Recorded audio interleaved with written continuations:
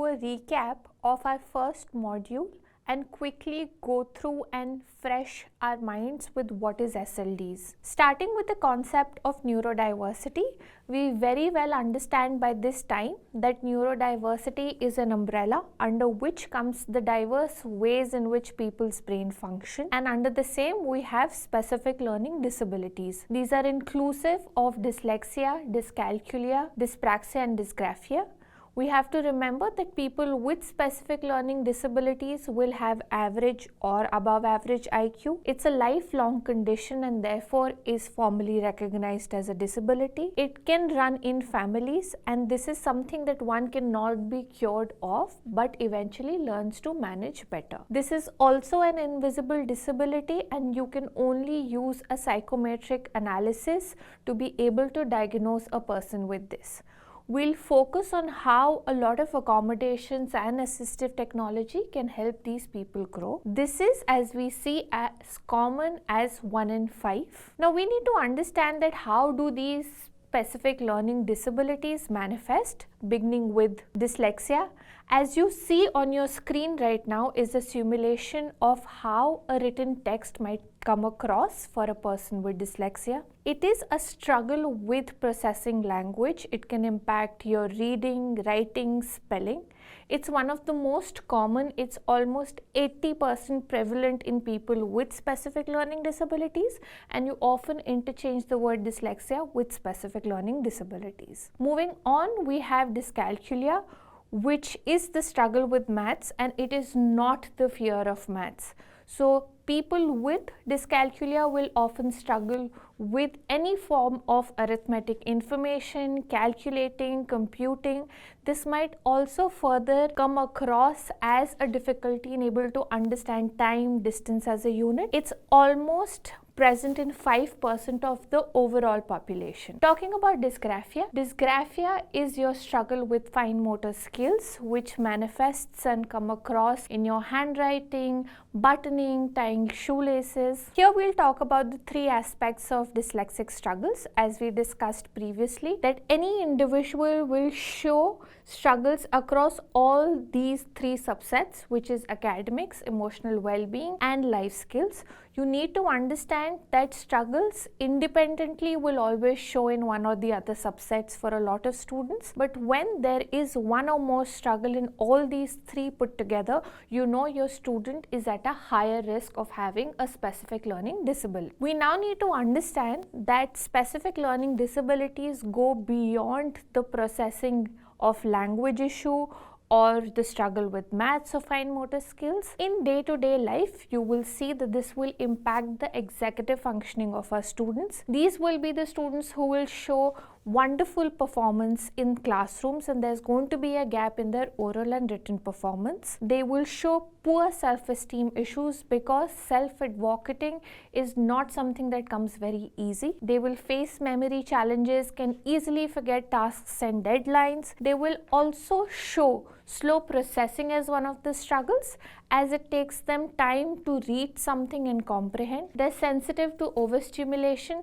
and more than often they'll face a lot of difficulties in planning spectrum of tasks. Now we have to understand what is screening and identification. RPWD Act 2016 clearly reads out diagnosis of SLD can only happen when a child is in or after 3rd grade or 8 years of age, whichever comes earlier. While formal diagnosis can be done only after 8 years of age, screening process can be taken as early in the childhood. This makes it very easy to give the right accommodation to our students by doing early identification of a student who might be at a risk of a specific learning disability. Talking about diagnosis of SLD requires either a pediatrician, a psychiatrist, a pediatric neurologist, or a clinical or a rehabilitation psychologist. Now you have to understand it's a 3-step process, where in the very first step you try to eliminate any kind of impairment related to your hearing and visual skills. The second will be understanding what is the IQ. Once we have established the fact that the IQ is above average, we go to the 3rd step, which helps us do a psychometric analysis to diagnose specific learning disabilities.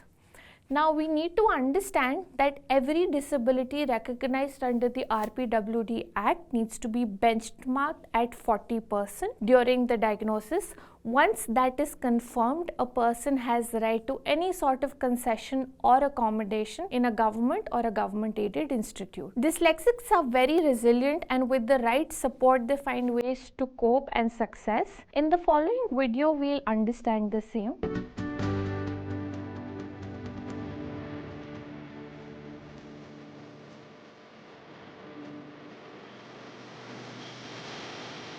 COVID was one of our early entrants into higher education.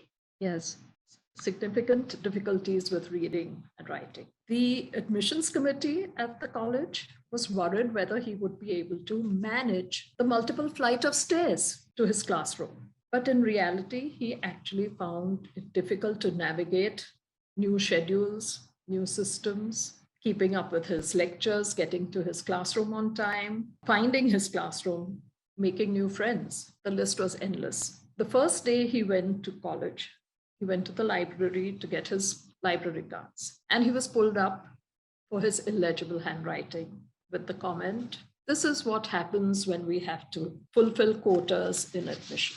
Not surprisingly, Rohit struggled through the first term. He was quite miserable. He spent as little time as possible at college, and it was only regular, intensive counseling that kept him on track. His exams came along, the first term exams, and he had discovered that he'd been given extra time to finish his papers, but the seat in the hall had to be vacated because the next exam was scheduled immediately after. And he was describing this to his counselor. He says, I felt like a worm. Everybody was standing in the corridor and discussing what to do with me. The principal came along and asked what was going on. And he took a different view. He pulled up the staff for not having made adequate arrangements. And he took Rohit with him. I'm going to describe this in his own words, which he told us about later. He said, "Ma'am, he took me to his own office. He sat me down at his desk. He made space there for me. And he told me to finish my paper, take as long as I wanted. And he said, I'm sitting outside making phone calls. Don't worry, nobody's going to disturb you here." What a validation. This validation really changed his life at college. Suddenly, he was able to advocate for himself. He dived into campus activities, took part, joined some clubs. Ironically, in his last year at college, he took over a student newsletter as editor. And he made so many changes and made it so innovative that it won several awards. In the previous video, we understood that how if we are able to give the right kind of support, our students will always move towards the path of success. Further understanding that dyslexia as a disability has been powering our life, a lot of things that you see on your screen right now have been inventions of people with dyslexia, whether it be telephones, light bulbs, plane, our laptops, phones, and other than just being able to power our life, they're also generating a lot of employment.